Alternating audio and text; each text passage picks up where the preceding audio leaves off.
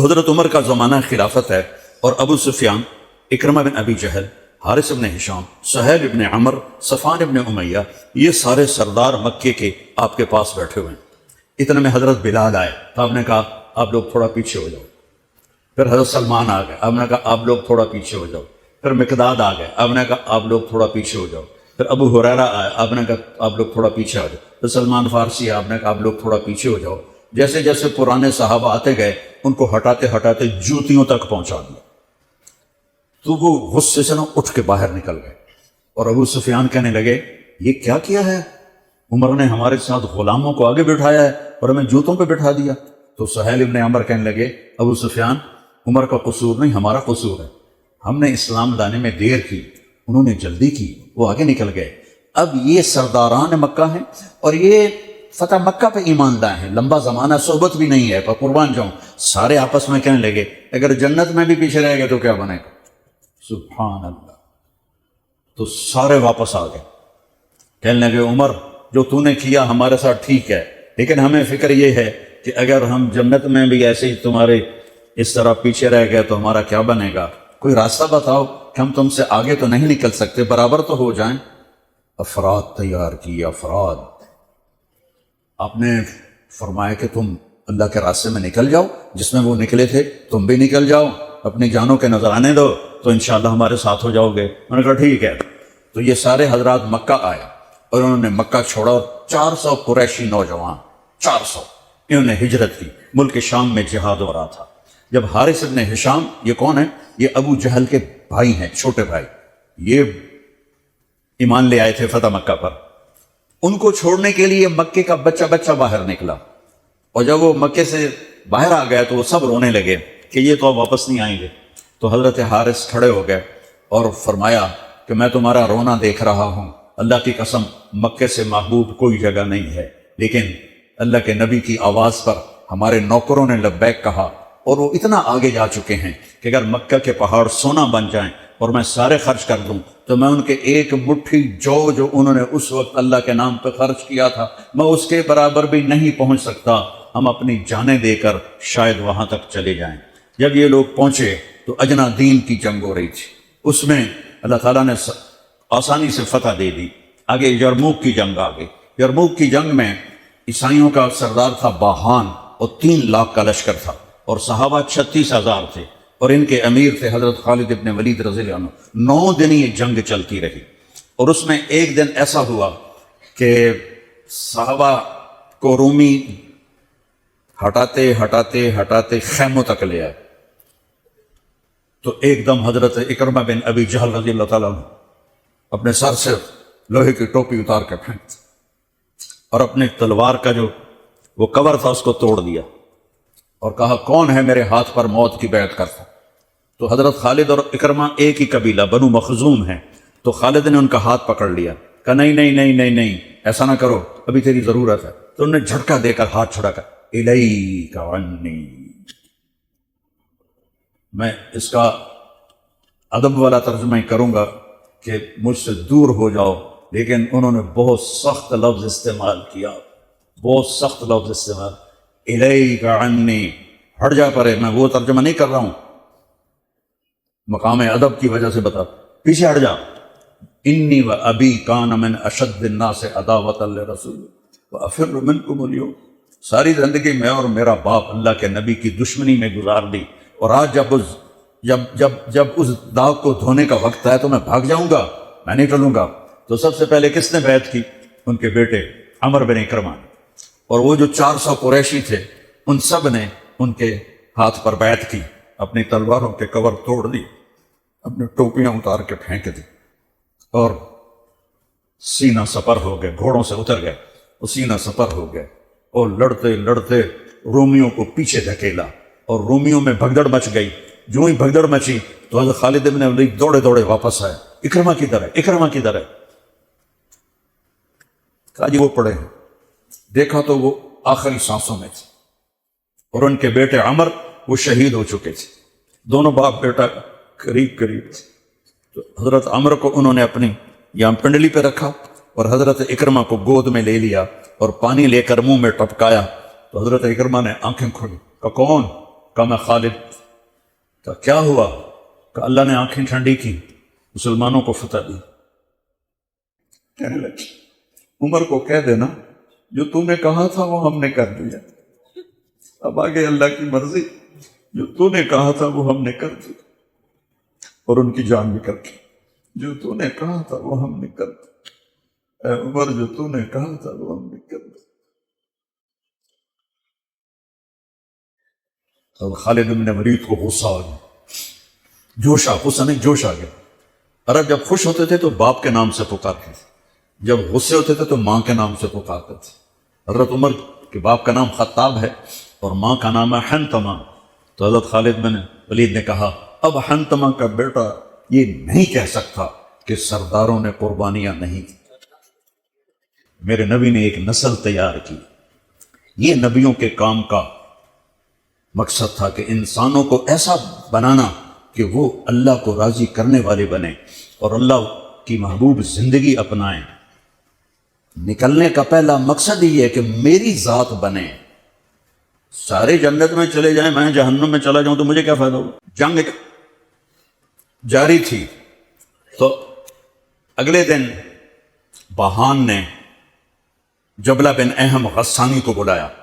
عرب میں 2 قبیلے بد نصیب نکلے جو ایمان نہ لا سکے، ایک بنو غسان، ایک بنو تغلب. یہ دونوں عیسائی رہے، ایمان نہیں لائے. بنو غسان اردن میں آج بھی آباد ہیں، وہاں بھی ایک شہر ہے کرک، وہاں ہماری جماعت گئی تھی، وہاں وہ کافی آباد ہیں. تو بہان نے اسے بلایا کہ تم ایسا کرو، تم آج اپنے عرب لشکر کو لے کر عرب لوہے کو کاٹے گا، ان پہ اٹیک کرو، پھر جب تم شکست دو گے پیچھے ہم آ جائیں گے. تو وہ 60,000 تھے عرب اس میں، اس کے غسانی اور باقی ملے ہوئے. تو یہ چونکہ آمنے سامنے لشکر تھے تو خالد بن ولید تک یہ خبر پہنچ گئی. ابو عبیدہ رضی اللہ تعالیٰ عنہ، ابو عبیدہ اس وقت امیر بن چکے تھے، حضرت خالد کو حضرت عمر نے ہٹا دیا تھا. تو حضرت خالد نے ابو عبیدہ سے کہا مجھے 30 آدمی دے دو، میں ان 60,000 کا مقابلہ کروں. تو ابو سفیان رضی اللہ تعالیٰ عنہ کہنے لگے مذاق کر رہے ہو یا سنجیدہ ہو؟ کہنے لگے کفر میں تو بڑا دلیر بنتا تھا، بزدل بنتا ہے. کہنے نہیں، بزدلی کی بات نہیں، انصاف کی بات ہے. اگر تم نے کوئی جوہر دکھانا ہے تو 60 تو کرو، ایک کے مقابلے میں 1,000. تو ابو عبیدہ کہنے لگے یہ ٹھیک ہے، ابو خالد 60 لے جاؤ. کبھی دنیا میں نے بہت تاریخ پڑھی اللہ کے فضل سے، آپ نے بھی سنی ہوگی یا پڑھی ہوگی، کبھی دیکھا ہے کوئی ایسے انسانوں کا مجمع جو 60 کو لے کے 60,000 پہ حملہ کرنے چل پڑے؟ تو ابو عبیدہ کہنے لگے خالد تو ہی چناؤ کر لے، پھر کس کو لے جائے گا؟ تو انہوں نے کہا ابو عبیدہ میں ایسے لوگوں کو اس لشکر میں جانتا کہ جب وہ کسی بات کے لیے یوں ہاتھ اٹھاتے ہیں تو ان کے ہاتھ کبھی اللہ خالی نہیں لوٹاتا. یہ نبی کی محنت. بڑے بڑے مرکز بنانا تو ضروریات میں سے ہے، کام میں سے نہیں. ضروریات ہے، کام کی ضروریات میں سے ہے.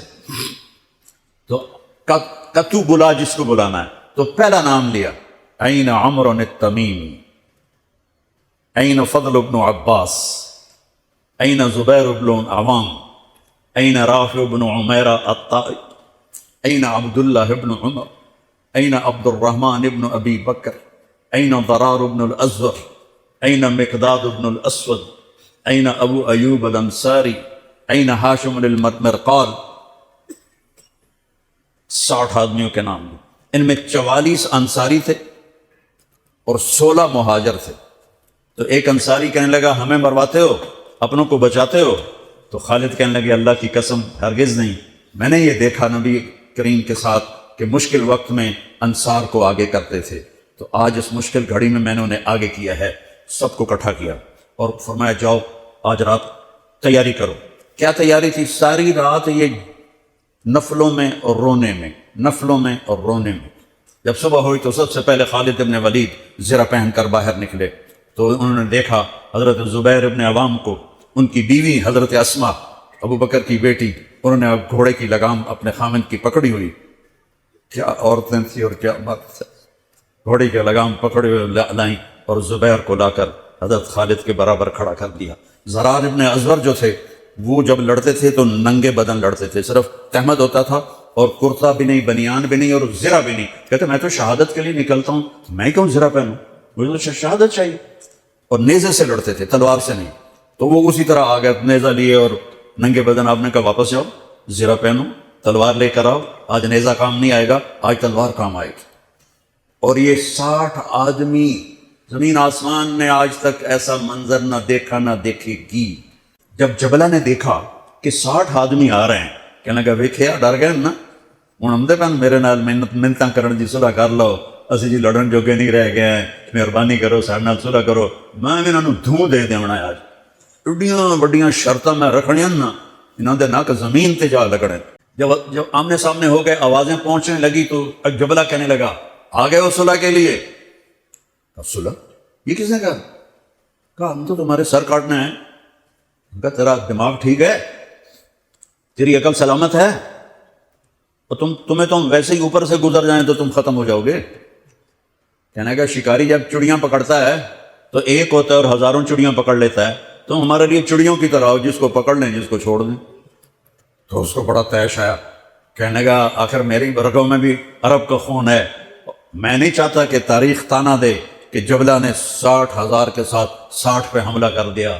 کہا میرا پتر آ تو صحیح، پھر تینوں تاں پتہ لگنا. تو اس کو غصہ چڑھا، اٹیک کرو. پہلا حملہ 60 پر، پیچھے 60,000، صف ٹوٹ نہیں سکے، صف نہیں توڑ سکے. پھر دوسرا حملہ ہوا، صف نہیں ٹوٹی. کیا لوگ تیار کیے میرے نبی نے. سب تو انسان سازی ہے تبلیغ کا کام، نبیوں کا کام انسان سازی ہے. ایسا انسان بنے کہ اللہ تعالیٰ کی رحمت کی نظر اس پہ پڑتی رہے. تیسرا حملہ کیا تو صف ٹوٹ گئی. تو خالد بن ولید نے اعلان کیا 6 ہو جاؤ، اپنی کمر میں لا لو اور 6 کی ٹولی بنا دو. 10 6 60، 10 ٹولیاں بن گئیں. خالد بن ولید کے ساتھ تھے خالد بن ولید، فضل بن عباس، زبیر بن عوام، عبد الرحمن بن ابی بکر، زرار بن الازور اور رافع بن عمیرہ الطائی. یہ 6 آدمی حضرت خالد کے ٹولے میں تھے، اور پورا زور لگا رہے تھے عیسائی عرب خالد کو قتل کرنے کے لیے کہ اے ماریا گیا تو پیچھے کام بن جاوے گا. تو حضرت عبداللہ ابن عمر فرماتے ہیں صدقے جاؤں میں ان 6 آدمیوں کے، اور خاص طور پر فضل ابن عباس اور زبیر ابن عوام پر، کہ 20 دفعہ حملہ کیا عرب عیسائیوں نے خالد کو قتل کرنے کے لیے، اور صرف فضل بن عباس اور زبیر بن عوام نے ان ہزاروں کا منہ پھیر دیا. اور فضل ابن عباس کہتے یا معاشر الکلاب، اے کتوں کی جماعت، اصحاب رسول سے ہٹ جاؤ، اصحاب رسول سے ہٹ جاؤ. اور شرحبیل ابن حسنہ وہ زور زور سے قرآن کتنے پڑھیا جاندہ ہے، کتنے پڑھیا جا رہا ہے، ختمات قرآن پڑھو، میت پہ قرآن پڑھو. وہ زور زور سے تلاوت کر رہے تھے ان اللہ اشترى من المؤمنین انفسهم واموالهم بان لهم الجنہ يقاتلون في سبيل الله فيقتلون ويقتلون وعدا عليه حقا في التوراة والإنجيل والقرآن فمن أوفى بعهده من الله فاستبشروا ببيعكم الذي بايعتم به وذلك هو الفوز العظيم. قرآن پڑھنے دی بھی چاہتا ہے تو سنن دی بھی چاہتا ہے. اوہو اثر قریب ہوئی تو ابو عبیدہ کہنے لگے خالد نے ہلاک کر دیا، خالد نے صحابہ کو ہلاک کر دیا، میں عمر کو کیا جواب دوں گا. تو نکلو صاحب. ابو سفیان کہنے لگے ابو عبیدہ اب نہیں نکلنا، ان کی موت بھی کامیابی ہے، اب یہ بزدلی ہے، صبر کرو، انتظار کرو. اثر ڈھلی تو ایک خوفناک چیخ کی آواز آئی اور عرب عیسائیوں کے قدم اکھڑ گئے اور وہ بھاگ نکلے، اور سورج ڈوب چکا تھا. وہ بھاگ نکلے تو آپ نے اعلان کیا کہ کوئی بھاگتے والوں کے پیچھے نہ جائے. تو جب وہ کھڑے ہوئے تو دیکھا 20 آدمی. تو خالد بن ولید اپنے سے ماتھا پیٹنے لگے ہائے ہائے میں نے اصحاب رسول کو ہلاک کر دیا، اب میں عمر کو کیا جواب دوں گا. تو حضرت رافع نے کہا ایسا کرو کہ دیکھو یہ جو میتیں ہیں ان میں ہمارے آدمی کتنے مرے ہیں.